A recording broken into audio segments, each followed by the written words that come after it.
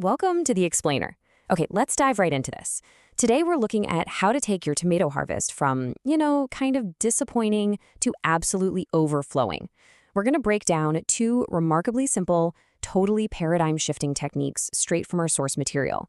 And if you use these, you can actually work with your plant's biology to literally double your tomato yield this season. Look, we've all been there, right? You nurture this massive 5-foot leafy green jungle of a tomato plant. You're pouring all your time and effort into watering and feeding it, only to get barely a handful of actual tomatoes by the end of the summer. It's incredibly frustrating. So why does this happen? Why do plants that look so vibrantly healthy and green give us so little food?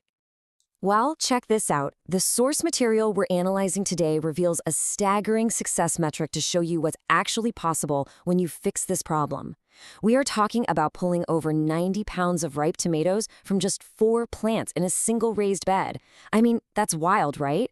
And the most incredible part about a yield like that, it was achieved simply by changing 2 very precise habits in the garden. No special soil, no secret heirloom seeds, just working a whole lot smarter. All right, Section 1, the leafy jungle problem. To fix our harvest, we first have to recognize the major issue most of us face in the garden, and that is habitually relying on the absolute wrong kind of soil additions, usually out of a misguided desire to just push the plant to grow. On the left here, we have high nitrogen fertilizers. Think fish emulsion or standard all-purpose feeds. Most folks just reach for the strongest fertilizer on the shelf, but nitrogen aggressively tells the plant to just grow leaf, leaf, and more leaf. But on the right, we have the alternative, liquid kelp extract. Liquid kelp is almost entirely nitrogen-free. Instead, it's loaded with potassium and natural growth hormones. It doesn't push leaves at all. Instead, it acts as this powerful hormonal nudge to push the plant to set actual fruit. Moving right along to Section 2, the 3-drop secret. So, we need a very specific type of kelp, and we have to use it in a way that might initially seem entirely counterintuitive to how we normally feed our plants. The real secret here lies in cytokinins. These are natural plant growth hormones found in cold-processed liquid kelp. The absolute crucial concept to grasp here is that we aren't pouring a meal for the plant to eat. This is not your traditional fertilizer. Instead, we're sending a chemical signal. These cytokinins act as a messenger, specifically telling a tomato plant to flower and, more importantly, to hold onto its fruit instead of dropping its blossoms. And because of that, the dosage is absolutely critical. 3. Exactly 3 drops per gallon of water. Not a glug, not a capful, definitely not a random squirt from the bottle. Just 3 precise drops. I know, it sounds like absolutely nothing, right? But remember, this is a delicate hormonal nudge. Overwhelming the plant with these hormones will actually backfire and push the plant right back into a stressed, leafy state. Our source actually shares this wonderful little anecdote from a veteran San Francisco balcony gardener named Gloria. Now, she was incredibly successful at growing these heavy yields of tomatoes on just a concrete slab up in the sky. And she perfectly captured the mindset for this when she said, "You're seasoning soup, not filling a bucket." I love that. It perfectly anchors the whole idea. These hormones work in microscopic amounts, so more is definitely not better here. Okay, let's break down the exact application.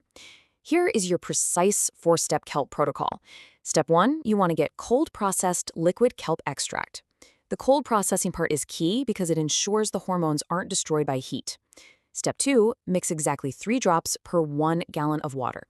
Step 3, and you seriously cannot skip this, wait for actual open yellow flowers to appear on the plant. Don't jump the gun. Step 4, pour half a gallon of that mixture slowly right at the root base. Make sure to keep it entirely off the leaves so you prevent any scorching in the hot sun. Next up is Section 3, timing the hormonal nudge. Now that we have the mix dialed in, we have to master the timing. This application has to be timed strictly to the plant's biological cues, not just whenever you have free time on the weekend calendar. But before we get to the perfect time of day, let's quickly look at the 3 biggest pitfalls that ruin this process. First, overdosing the kelp. If you use 20 drops instead of 3, you're going to cause soft, floppy, stressed growth.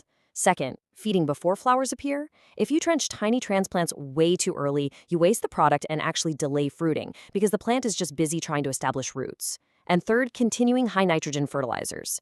Nitrogen basically shouts louder than the kelp ever can, so if you keep using it, it completely overrides that delicate kelp signal. Okay, here is the exact biological timeline for this application and why applying this kelp drench in the early morning, we're talking between 6 and 8 a.m., roughly doubles your payoff. Here's the biology behind it.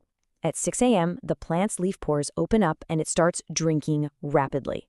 By 7 a.m., the potassium and kelp hormones are actively moving up the stem. And by 8 a.m., tomato flowers enter their natural mid-morning window where they release pollen and set fruit. You're perfectly syncing the delivery of those hormones to exactly when the flowers are actively ready to use them. It's brilliant.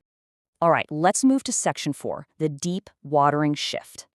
It turns out the way most of us were taught to water our gardens is silently destroying our harvests. Look at the tremendous damage caused by the classic daily evening sprinkle.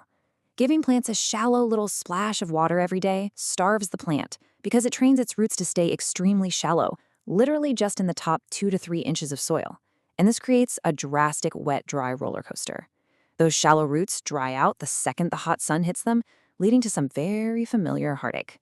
That inconsistent moisture is exactly what triggers blossom end rot, which is actually a calcium delivery problem, and it directly causes cracked tomato skins when the plant suddenly gulps water after a dry spell. Notice the stark contrast here. The old way, that quick splash every evening, yields shallow roots and cracked, rotting fruit. The better way is a deep, deliberate soak. Tomato plants evolved in arid environments to send roots 2 to 3 feet down into the earth. You encourage this natural behavior by watering every 3 to 5 days with a heavy volume of 1 to 2 gallons per plant. And hey, don't use a strict schedule for this. Use the finger test. Just push your finger into the soil down to your second knuckle. If it feels dry and crumbly, water deeply. If it's cool and damp, leave it alone. That is how you build drought-tough, heavy producers.